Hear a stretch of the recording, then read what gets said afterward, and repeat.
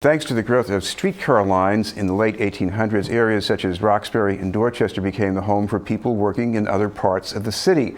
Along with places for working people, there would be clusters of more spacious homes that have since been preserved as architectural showpieces. You can see one example of this in the house tour being held June 12th in the Ashmont Hill neighborhood by the Dorchester Historical Society. Joining us are two board members from the Society, Jeffrey Gonyeau, who's also a preservation consultant, and the chair of the tour, Vicki Rugo. Thank you both very much for being with us. Thanks for having us. I want to start with Vicki. You moved into Ashmont Hill some decades ago, and I remember when these houses were new back in the the tours were new back in the 1970s. So why have a tour now?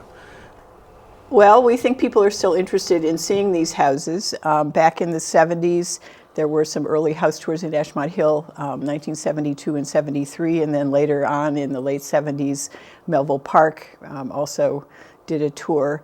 And at that point, the goal was really just to get people to come to Dorchester to get off the main streets and see what the houses were that had been there for a century. And a lot of people said, oh, gee, I never knew these neighborhoods were here. So that was the initial goal. Since then, there continues to be interest in the architecture of the houses and the history of the neighborhoods, in seeing what people have done to their houses over the years to improve them, modify them. But I think this tour, we sense after 10 years since the last house tour, the Codman Square Youth and Family Coalition benefited from, there's kind of a pent-up demand, and there's also been a lot of work done on houses throughout Dorchester to fit them out for the 21st century while keeping their 19th century character. So that's what we're hoping to tap into with this first of, we hope, will be a series of tours in Dorchester neighborhoods that the Historical Society will put on. Jeffrey, I think these houses as a group, they tell a story because, I mean, in an earlier time, you could live lavishly in some parts of the city. Here, you could do it in a different way. So how does it work out? How does that account for this neighborhood? Well, I think you're exactly right. And in the Back Bay, the same architects who were working there were also designing freestanding houses in Dorchester. So in addition to a building of very high quality and great size, you could have some land. A lot of residents kept horses. In fact, there was a very active horse racing mini association that was run out of Ashmont Hill. So, you could live well, but have more air and light and be still on the train line to get into town easily. And I think that people found that very appealing. If you're just tuning into BNN News, we're talking with Jeffrey Gonyeau and Vicki Rugo of the Dorchester Historical Society. Vicki, what about the gardening? I mean, I imagine that seems to be people are still into it, right? Oh yes, we have lots of wonderful gardens in the neighborhood. Just about all the houses that are on this tour have some interesting outdoor space. There's one house that has something like 1,000 different plant species on its quarter acre or however big it is. I think people really find that rewarding too, and with the houses that have the big lots, that some of the houses in this part of Dorchester as well as others, there's definitely still an interest in gardening, and people trade plants and tips and things like that. Jeffrey, what about the way these houses look? Because, in the Back Bay, Beacon Hill, we had some row houses that were somewhat look-alike. Here, people are trying to avoid lots of asymmetries and whimsical stuff going on, like the Queen Anne style. If you might want to explain what that means. Right. So the Queen Anne style is a sort of often thought of as a picturesque style, meaning that the designs were very consciously fanciful and harkened back to medieval precedents and late medieval precedents. And the point was to look at the building, and there would be a dramatic kind of asymmetrical composition and lots of different kinds of materials or shapes of wooden shingles and things like that. So especially on the houses where you can see more than one side. In a row house, you get one elevation. On these houses, in many cases, you can fully see 3 elevations all at once. So there's a lot of interest that spans all sides of the house, bays and turrets, and even in some cases, major carriage barns that are on the same lot that are set off to the side or just behind the house as well. So you have a sense of a whole complex of buildings in some of the properties. And I think that's particularly interesting about Ashmont Hill. Vicki, I was just reminded walking through there over the weekend, some of these carriage barns, they're pretty roomy. Oh yes. They kept, one carriage, 2 or 3 horses. They had space upstairs for the chauffeur, well, later the chauffeur when they were modified for cars, for the groomsmen. And in fact, one of the houses on the tour is a carriage house that has been converted to a very generously sized 3-bedroom single-family home. There are other carriage houses on the tour that have been restored remarkably because they had been in very tough shape structurally, and so the owners have put in new foundations and done lots of reconstruction and stabilized them, and they are now party spaces, or one of them will potentially become a residential unit at some point in the future. But Ashmont Hill has 14 carriage houses still remaining, which is very unusual in a neighborhood that small. Jeffrey, what about the textures of some of these houses? Because that to me is almost part of the spectacle, the shingle style, Right. and all those details in some of these buildings. Right, they really exalted in the possibilities of wood. I think that it would be interesting to count the number of styles of cut shingles on some of the houses in the neighborhood. They're just a huge variety. Some look like bird feathers, and some look like fish scales, and some form complex patterns when they're put up in a certain way. So it's a lot of variety. Even though the houses that we're featuring were built within a span of probably 30 years, there's immense variety in architectural styles and use of wood among those houses. So I think we chose a really nice sampling of the different styles on the hill. So I think that will give people a great overview of the different styles in the neighborhood. And again, we're here on BNN News talking with Jeffrey Gonyeau and Vicki Rugo of the Dorchester Historical Society. Vicki, what about the interiors? I'm sure you and Jeffrey have been into neighbors' houses, so this is also a good part of the show here too. Definitely the interiors you can walk down the street and see the exteriors, but obviously you can't go knock on the door and just ask somebody to let them into your house.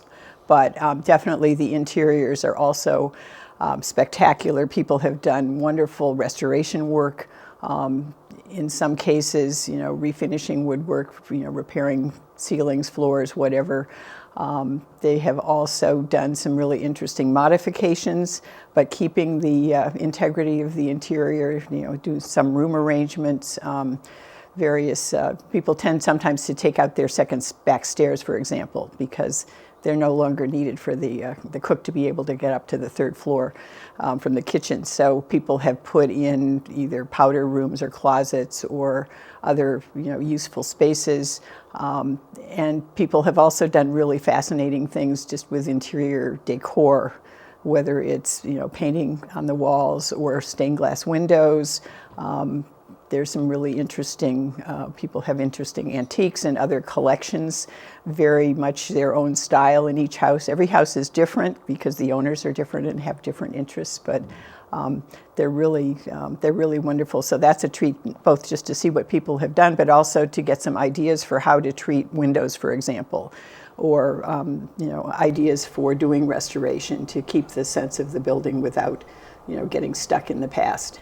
Jeffrey, of course, it's from the inside. You're supposed to look at the stained glass. There will be some stained glass in this. Oh, yes. Some of the houses have spectacular stained glass windows. And, of course, All Saints Ashmont, the Gothic Revival Church, where the registration happens, which is also on the tour, has world-class stained glass from some of the best 19th and early 20th century stained glass makers in the country. So you'll get to see a lot of great glass, both in the houses and also at the church. Well, but there's a story about All Saints, too, because this is designed by Ralph Adams Krem, who also did Cathedral St. John the Divine in New York City. Right. He was. This was his very first building, designed when he was about 26 years old. I'd like to say, I don't know what you were doing when you were 26, but I wasn't designing world-class buildings at that young age. But he went on to design many important, particularly religious buildings and university buildings. Was what he's most known for. So if you think of Princeton University, all those Gothic, collegiate Gothic kind of buildings, he was another sort of forerunner of that style in addition to his Gothic revival churches. So it's a special place and just underwent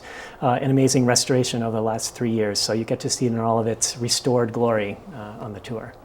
Vicki, we're no longer at the point where people are supposed to be shocked that you'd want to live in Dorchester. But on the other hand, a lot of people coming as tour, they're going to look at the house and they're going to say, oh, this looks wonderful, but how do you take care of this? Well, it's constant maintenance probably, but if you have good work done in the first place, it makes it easier to keep up with it. And I think, most of the people in this neighborhood or any of the neighborhoods that might, have houses like this are really, they're sort of in love with their houses, I think. So they are willing to put the effort in that it takes to do maintenance. But it's really a matter of keeping up with it, I think, and doing thoughtful repairs. so that, in the long run, they will hold up very well. These houses have been around for, well over a century, and they have another good century in them. Jeffrey, what about the difficulties? Because I'm sure there are people who love to restore as faithfully as possible, but that can get pretty expensive. Yeah, it can, and we call our house the project because there's always a project going on of some kind. In fact, we're going to be under construction during the tour, so that will be interesting. But it is, many of the houses are large. Wood, if you don't keep it painted and really keep on top of that, and roofing, water is your enemy. So it is, you have to be really vigilant about keeping up with the basic things.